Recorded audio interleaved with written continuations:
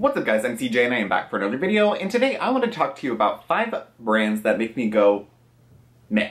They're basically brands that I either just am not interested in at all, or they're brands that I want to be interested in or have tried to be interested in, and then I just am kind of like, no. So if you like this video, don't forget to give it a big fat thumbs up and to subscribe to my channel. So let's just get to talking. Let's get into this because I could probably ramble about these 5 brands or 10 brands. There's probably 20 brands I could talk about, but I've narrowed it down to 5 that I think you'd be pretty surprised by. Now the first brand that kind of just makes me go like, is Nayod. Now I have tried to like Nayod products. I've bought most of the line at this point in time, not everything. There are some things that I haven't tried, like the hyaluronic acid and the repigment and whatever new they've come out with.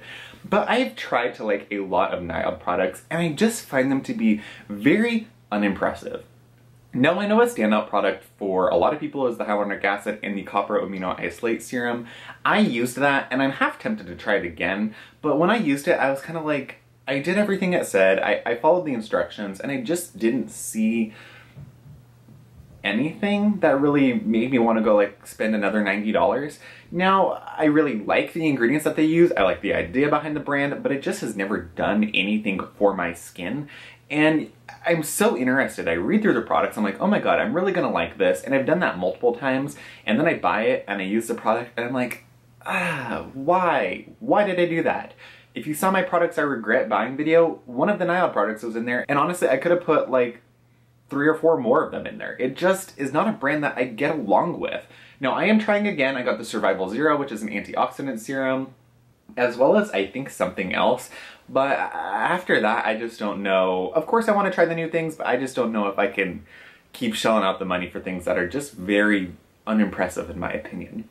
Now the second brand that makes me go meh is actually one that you're going to be super surprised by, and that's Skin Medica.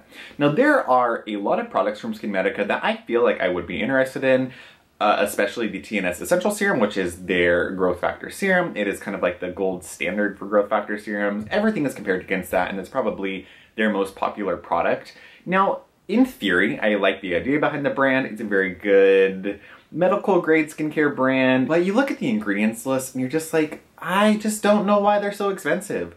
Like the TNS Essential Serum, I know there are a lot of things in there that are really good and really beneficial, and a lot of people like it, so fuck me for saying this, but there's a lot of silicone and a lot of stuff that is just like, I don't get it.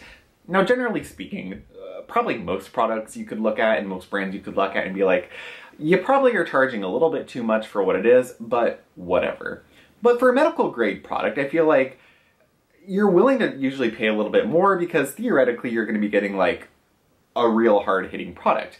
But I just don't see that with the Skin Medica products, and they're just generally unexciting to me. I look at them, I put them in my cart, and then I'm like, no, I'm not going to buy that, and click out of my cart. The next brand that makes me go meh is Perricone. Now, I have tried so many Perricone products in the past. I've tried their Preempt line, I've tried their big, like, amazing anti-aging line, and I really want to like the products. It's kind of like in the same boat as Skin Medica, but I have actually tried more Perricone products. And every time I try it, the ingredients look good, they sound great, they look like they're going to be really good products. They're a lot bit more expensive than most products in Sephora or Ulta, so you're like, okay, you're really buying a premium line or really buying like really impressive products. But then I get them and I try them, and whether it's a $50 cleanser or a $150 treatment, they all, at the end of the day, just have done nothing for my skin. Now, I think I could say confidently that my favorite Perricone product, and one that I would repurchase, is actually the Refreshing Shower Mask. When I remember to use that product, it is lovely. It's a really nice product. Of course, it's just an extra. You slap it on before you get in the shower, and it's just like a nice little barrier benefit hydrator for the skin. You don't need it, but it is, without a doubt, my favorite, and I think the best Perricone product. Now, the only ones that I want to try that I've not yet tried are the OVM Serum and the OVM Treatment. Now, in my head, they're very expensive. I know they're very expensive. They're like $170 plus. In my head, I'm like, yeah, you really want to try it. It sounds really exciting. But then I have to tell myself, like, you've said that about a lot of Perricone products, and they've let you down. They're like that boy that you just really want to love, and you just want to be his boyfriend, and you just want it to work, but he just does something every goddamn time, and you've got to be like, you know what?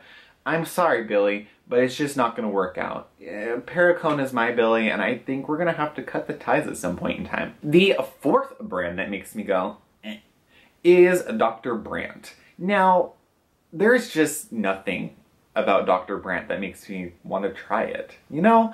It's just, there are certain brands where you're like, you're going to try it and you're going to try it over and over, just trying to find something that works. There are other brands that you just love and they just work for you. And then there are brands where you're just like, I just don't care. Like, I don't even, not to knock the brand, but there's nothing from Dr. Brandt that I've ever seen that I ever really want to try.